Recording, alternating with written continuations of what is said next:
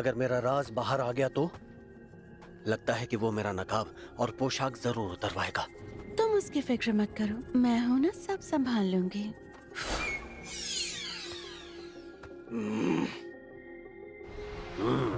इतना शानदार जादू रॉम्बर्ग के पोते से इतनी उम्मीद कर सकते हैं। तुम मेरे दादाजी को कैसे जानते हो? ऐसा कोई डीमन पैदा नहीं हुआ जिसने महान मैजिशियन रॉम्बर्ग का नाम न सुना हो। सालों बाद भी मेरे दादाजी को कोई भूल नहीं पाया। बातें करके वक्त जाया मत करो, डीमन लॉर्ड इंतजार कर रहे हैं। डीमन लॉर्ड का किला डोबरबर्ग बहुत ही बड़ा है। डीमन लॉर्ड की विशाल ताकत और जादुई शक्ति को दिखाने के लिए इसे ऐसा बनाया गया है। इसीलिए ये जगह बहुत ही विशाल है जहां से इस वक्त मैं चलकर जा रहा हूँ। कमांडर, उनके पास पहुंचने तक और कितना चलना होगा? बस पहुंच ही गए। तुम यही सोच रहे हो ना कि मेरी उड़ने वाली शक्ति आखिर तुम्हारे पास क्यों नहीं है? नहीं नहीं, ऐसा कुछ नहीं है। ये इन्हें कैसे पता चला? मैं हमेशा से चाहता था उड़ने वाली शक्ति मेरे पास भी हो। मैं जादू से ऐसा कर तो सकता हूँ, पर इतनी अच्छी तरह से कंट्रोल नहीं कर सकता। ज्यादा से ज्यादा बस ऊंची छलांग मार सकता हूँ।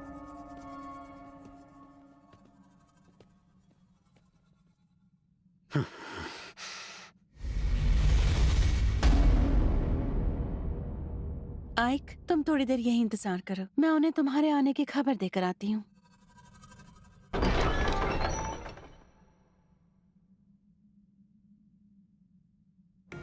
डीमन लॉर्ड डेरोकोटेन ने इंसानियत के खिलाफ जंग छेड़ दी है और साथ ही शैतानों को हर चीज में आगे कर दिया है। वो शैतानों के लीडर और सबसे शक्तिशाली हैं।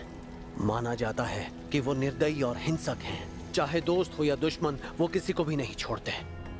अगर उन्हें लगा कि कोई उनके काम का है तो चाहे वो कमजोर हो या उसे जादू ना आता हो, वो उसका इस्तेमाल कर ही लेते हैं। उनके लिए सिर्फ काबिलियत मायने रखती है और इसी की नींव पर उन्होंने डीमन आर्मी खड़ी की।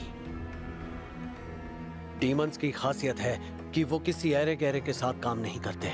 उनकी लड़ाई हमेशा खुद से होती है। लेकिन डीमन लॉर्ड डेरोकोटेन ने इस सोच को बदल कर रख दिया और उसी डीमन लॉर्ड ने मिलने के लिए मुझे यहाँ बुलाया है। किस सोच में पड़े हो आइक? अंदर आ जाओ।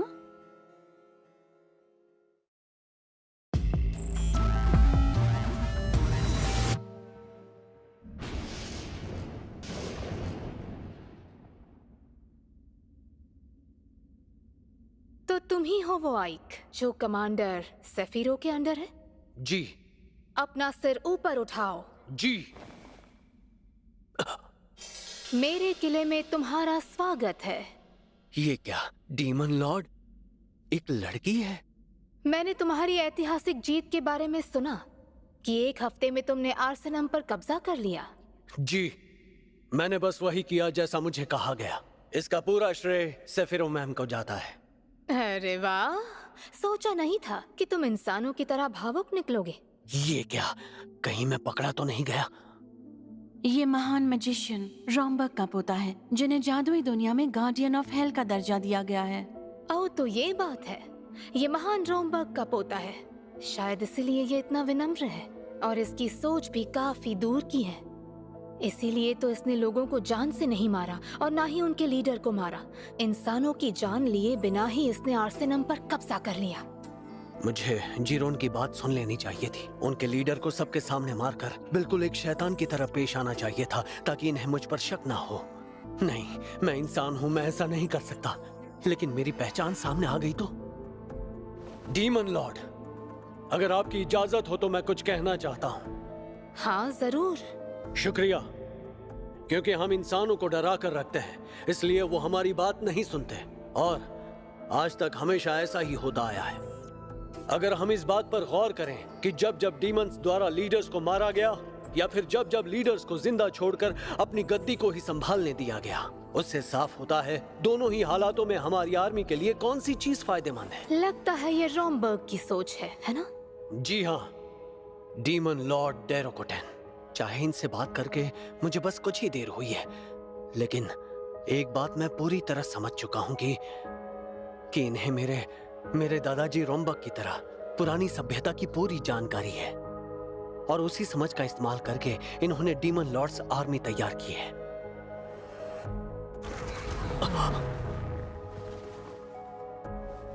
ये बात तो साफ हो गई कि तुम बाकी डीमंस से बहुत अलग हो, और अगली बार मैं तुम्हारे मास्क के पीछे छिपे चेहरे को देखना चाहूंगी। उम्मीद है कि तुम ऐसे ही काम करते रहोगे पूरी ताकत से।